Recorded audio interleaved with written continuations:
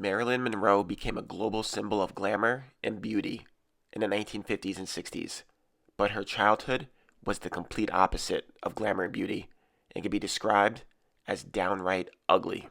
This ugly childhood was probably the reason for her death at such an early age. Born Norma Jean Mortensen on June 1st, 1926, in Los Angeles, California, to Gladys Pearl Baker and her husband, Martin Edward Mortensen. Well, at least that's what the birth certificate said. The only issue was that Gladys and Martin had separated before Norma Jean was conceived. Martin Edward Mortensen was put on the birth certificate to avoid the social stigma of illegitimacy. Gladys and Martin's divorce was finalized shortly before Norma Jean was born. Norma Jean's biological dad was Charles Gifford.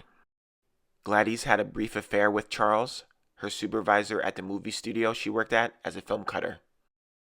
When he discovered Gladys was pregnant, he rejected her and wanted no involvement with the child as he was a married man, leaving Gladys and Norma Jean alone. Being a single mom is tough under normal circumstances, but Gladys suffered from severe mental illness, primarily diagnosed as paranoid schizophrenia, alongside manic depressive episodes and severe postpartum depression, leading to numerous hospitalizations and making her unable to care for her newborn daughter.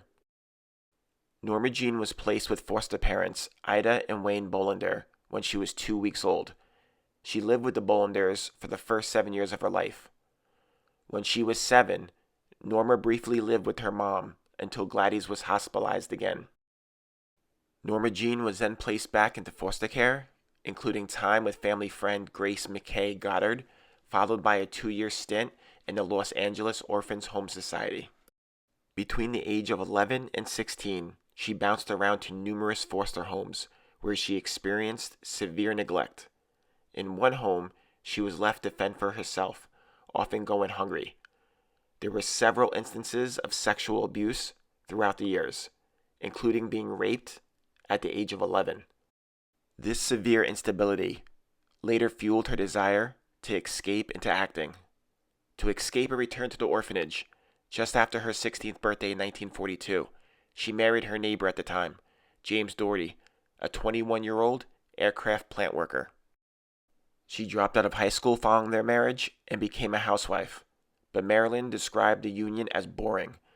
The marriage, which lasted 4 years, ended in 1946, as James wanted a normal life, while Norma Jean wanted something entirely different. Norma Jean, who had dreams of becoming a star, started to pursue a modeling and acting career. This is when she became Marilyn Monroe. A Fox executive felt her name lacked glamour, so it was changed. Marilyn, inspired by Broadway star Marilyn Miller, and Monroe, which was her mother's maiden name. Marilyn desperately wanted to be seen as a serious actress, not just a sex symbol, a goal reinforced by her training and desire for creative challenges. Marilyn found solace in make-believe, seeing acting as a way to create her own boundaries and situations, trying to escape the traumas of her past. Unfortunately, she was never able to escape those traumas.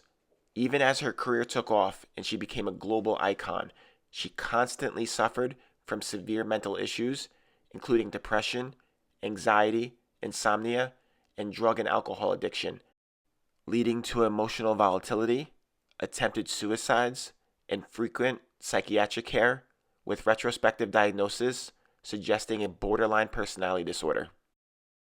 She had 2 more failed marriages, one with baseball icon Joe DiMaggio, and her last marriage was with playwright Arthur Miller. Marilyn's increasing drug dependency contributed heavily to their divorce. No amount of fame and fortune that Marilyn received could overcome the pain that Norma Jean endured. Everything finally caught up to her on August 5th, 1962, when Marilyn Monroe was found dead in her Brentwood home from an overdose of sedative drugs, officially ruled a probable suicide. She was only 36 years old. Her mother, Gladys, spent the majority of her life institutionalized.